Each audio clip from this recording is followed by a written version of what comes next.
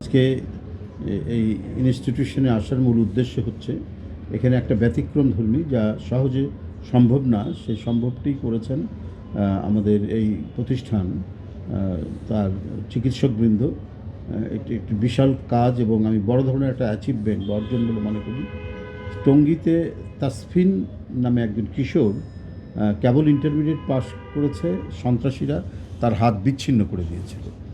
সেই বিচ্ছিন্ন হাতটাকে প্রায় 21 ঘন্টা অপারেশন করে তারা 21 ঘন্টা পরে তারা সেটাকে জোড়া লাগাতে সক্ষম হয়েছেন এবং এখন স্বাভাবিকভাবে হাতটা কাজ করছে এবং আমরা নিজেও দেখে আসলাম যে আঙ্গুলগুলো নড়াচড়া করতে পারছে।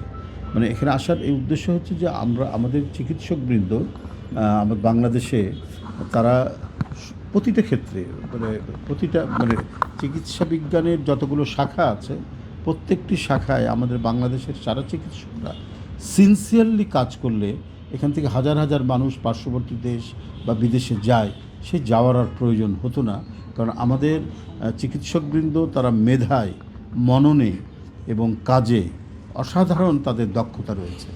সেটার একটা বহিঃপ্রকাশ, তার একটা ম্যানিফেস্টেশন আমরা দেখলাম কিছুক্ষণ আগে এখানে। যে তাসফিন যে রুগীটা যার হাত জোড়া দিতে সক্ষম হয়েছেন আমাদের এই প্রতিষ্ঠানের চিকিৎসকবৃন্দ, সেই কৃতিত্বটা আমরা ডাক্তারদের দেখে আসলাম। হ্যাঁ, এটা ডাক্তার শরীফ তার নেতৃত্বে এখানে হয়েছেন এবং প্রতিষ্ঠানের সকল চিকিৎসকবৃন্দ, আমাদের পরিচালক মহোদয় বসে আছেন, তার প্রত্যেকের তত্ত্বাবধানে এবং মনোযোগে সেটা ক্রমান্বয়ে সে সুস্থ হয়ে উঠছে। তো আমার মূল উদ্দেশ্য দেখা যে একটা বিষয় হলো যে আমাদের চিকিৎসকরাও কত বড় ধরনের কাজ করতে পারে সেটি একটি দেখা, এবং অসুস্থ রুগীকে দেখা, বিচ্ছিন্ন হাত সেটা জোড়া লাগাতে সক্ষম হয়েছে সেটা আমরা চাক্ষুষ, আমরা সেখানে দেখে আসলাম।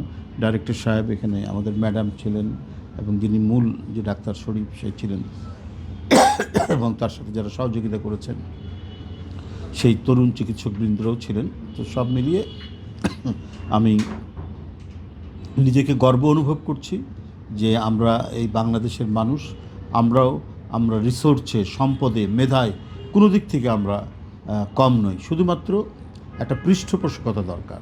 আমাদের রাষ্ট্র যদি ঠিক প্রো পিপুল হয়, আমাদের রাষ্ট্র যদি সঠিকভাবে এটার যে পৌরোহিত্য করতে পারে, সঠিকভাবে যদি তত্ত্বাবধান করতে পারে, তাহলে আমরা পৃথিবীর মধ্যে একটা সমৃদ্ধশালী রাষ্ট্র, একটি আধুনিক রাষ্ট্র আমরা গড়ে তুলতে পারব। তার নমুনা আমরা এখানে আজকে দেখতে পেলাম কিছুটা।